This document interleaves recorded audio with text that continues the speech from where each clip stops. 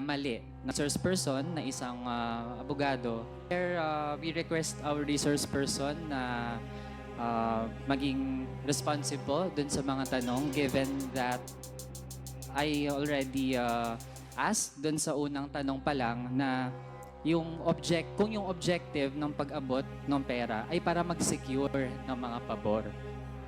So, again, Mr. Chair, kung yung purpose ng pag-abot ng pera ay mag-secure ng pabor yung isang top official sa iba pang top official, whether electronic man yan o naka-envelope, mali po yun. Anong pagtingin po ng ating resource person? Yes, Mr. Chair. Mali. Mali po. Yes. Okay. Mr. Chair, kung may ganong pangyayari na may isang top official na nag-abot ng pera sa iba pang top official, bawa ng ka-envelope, mali po ba o tama na hayaan iyan ng head of agency?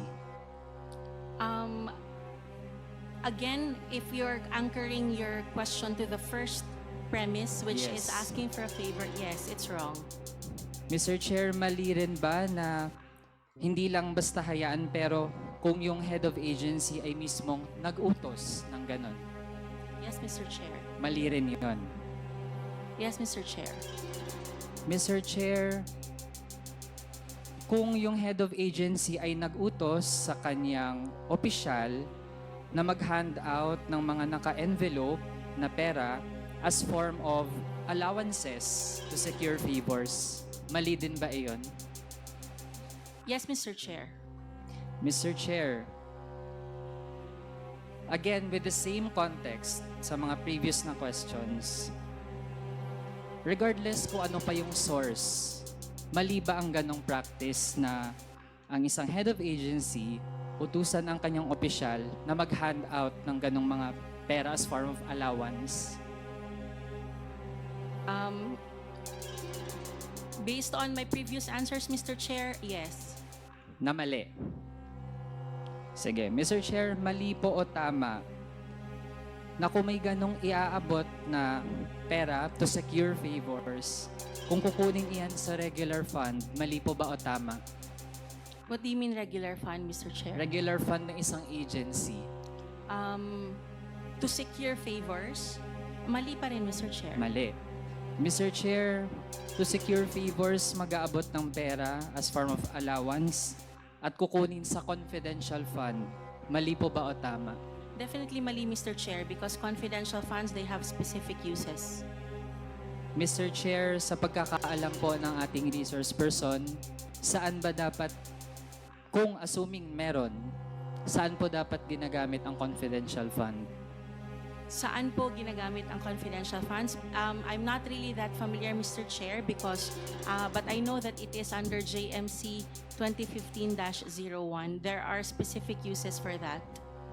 At meron din bang batas na nagsasite na dapat sundin ang ganong joint circular 2015-01? JMC itself is the law, Mr. Chair, on confidential funds. Mr. Chair, iba po ang circular sa batas. So, then again, kung i-refresh po ng ating resource person who is a lawyer, yung mga basis for the use of confidential fund, tingin po ba natin meron pang ibang basis citing that joint circular? That's the only basis that I know of, Mr. Chair. I'm not really that familiar as to the different or other laws on confidential funds. So, Mr. Chair, para po ma-enlighten yung ating resource person, pati po yung iba rin, kasi kanina, Mr. Chair, nung tinatanong po si Ms. Gina Acosta, siya na po mismo ay SDO ng OVP, hindi din niya alam yung kanyang papel. And I'm troubled, Mr. Chair, kung ganun pala ang level of awareness ng mga nasa OVP tsaka DepEd regarding confidential funds. Yung JC 2015-01, yan po ay sinasite ng mismong General Appropriations Act, which is a law. Kaya po, ibig sabihin, kapag may mga lumabag dun sa paggamit ng ganong joint circular, ay pwede ding lumabag sa batas dahil po yan ang minamandita dapat sundin when it comes to the use of confidential fund. To proceed, Mr. Chair, kapag Sa case po ninyo, in the event na meron po kayong nalaman na merong gumamit ng confidential fund to hand out so-called allowances to top officials of an agency, ano po ang gagawin ninyo? Hypothetically, again, Mr. Chair, of course, if I know someone who does that, it has to be reported. So, kung kayo po, may ganun kayong nalaman na kuwang impormasyon, kanino po ninyo ire-report? I think it has to be reported to the Commission on Audit, Mr. Chair. So, as an official of an agency, dediretso po kayo sa COA. I'm not really that familiar on how to report such cases, Mr. Chair, but yes, or it can be through the Ombudsman or through any other agency which can actually look into and investigate on the matter. Hindi ninyo ito isusumbong sa nakakataas na opisyal? Yes, Mr. Chair. It can also be through the highest official of the agency which handles the said agency. Mr. Chair, paano naman po if ever na mismong higher official ang nag-utos sa inyo na gamitin ang confidential fund for the purpose of handing out allowances to other top officials? In that event, ano po ang gagawin ninyo?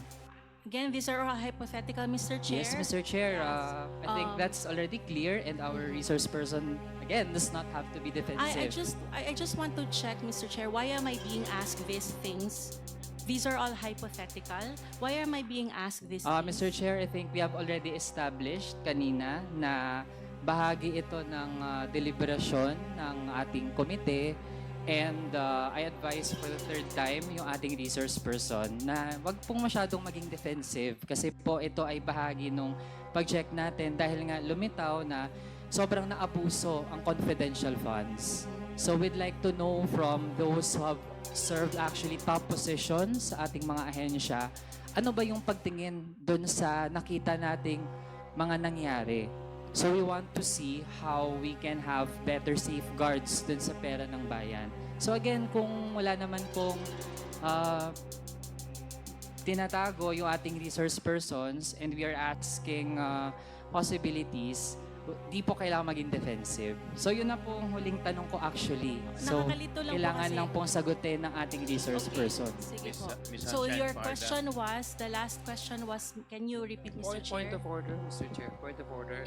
What is the may I point of remind- order yes, of Honorable Yes. C. Alontojo? Yeah, may I remind our resource persons to speak when they're being recognized. Yes, Yes. Mr. Chair. Thank And you. please, I apologize, Mr. Chair.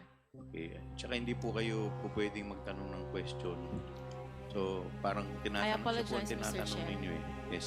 Please continue, Congressman Martin. Thank you, Mr. Chair. Mr. Chair, kung merong higher official na nag-utos sa inyo na gamitin ang confidential funds for the purpose of handing out allowances in the form of cash na naka-envelope to other top officials in your agency, ano ang gagawin niyo kung sakali? That official may be reported to the Ombudsman, Mr. Chair. So, ibig sabihin, you are ready to file a complaint against that higher official If that is the case, if it is true, Mr. Chair. and you are willing na ilahad ang iyong nalalaman. If that is an actual circumstance, Mr. Chair, of course, Mr. Chair. Okay.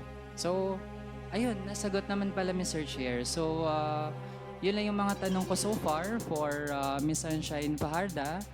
And again, we would like to remind her at ay dapat po hindi matakot sumagot.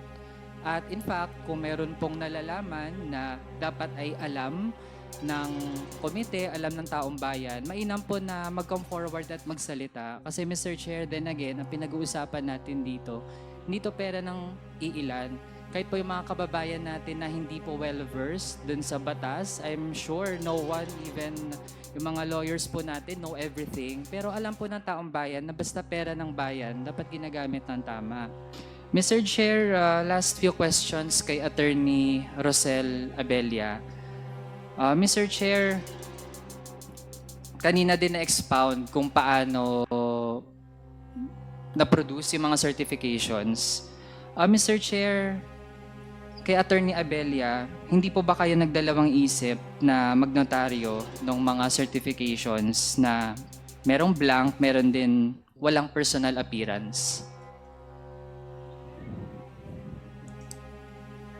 Your Honor, referring to what document, Your Honor? Yung kanina, yung sa interpellation ni Kong Asidre. The can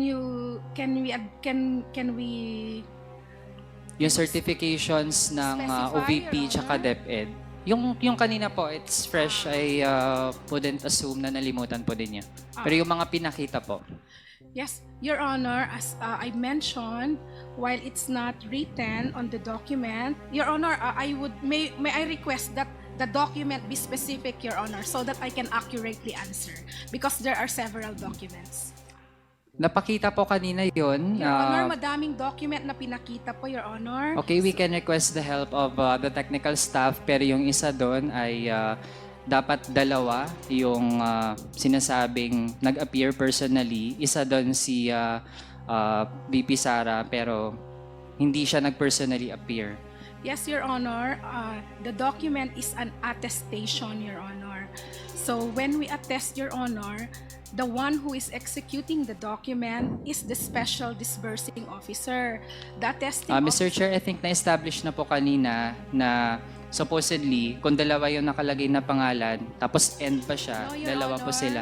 We- Mr. Chair, the resource person is not yet recognized, so I Your should Honor, be allowed to I'm not finish. finished answering, Your Honor. My I'm not answer finished was with my question. corrected.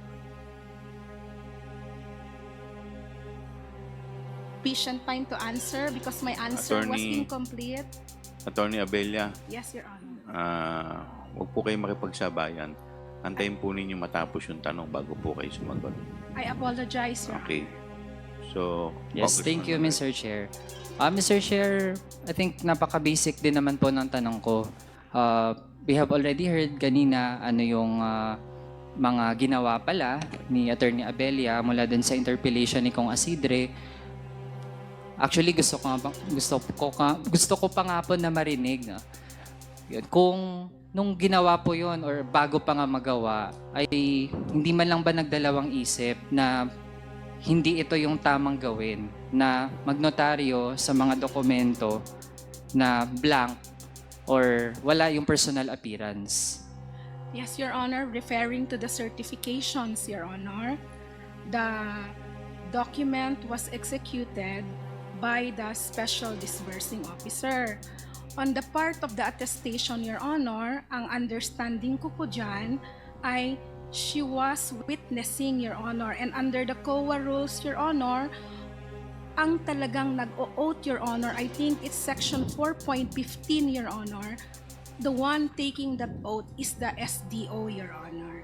That's why she is the one who is required to have a personal appearance. Yun po yung understanding ko, Your Honor. So, Mr. Chair, kung hindi po nagdadalawang isip si Attorney Abella and she stands with what she did at gusto ko pa pong makita kung merong remorse man lang or any sense na posibleng baka naisip niya ay hindi tama yung ginawa niya tapos mapaisip man lang siya na pwedeng makahingi siya ng tawa dito sa komite natin or sa taong bayan kasi we owe it to the Filipino people, Mr. Chair.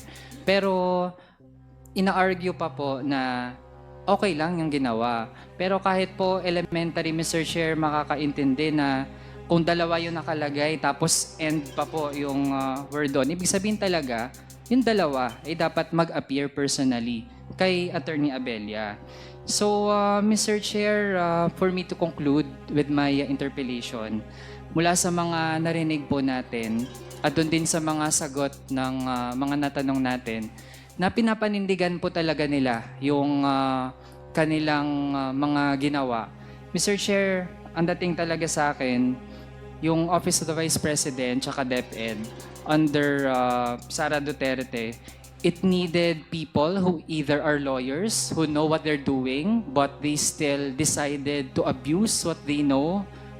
Tapos nandyan din yung mga opisyal naman na hindi sila niluloop in sa paano talaga ginagamit yung pondo, kinailangan po ang kaalaman ng ganitong mga abogado para sa Acknowledgement Receipt Factory, Mr. Chair, at para sa Certification Factory, para lang i-defend yung pag-abuso sa confidential funds. Kinailangan ang Acknowledgement Receipt Factory tsaka ang Certification Factory Congressman Manuel,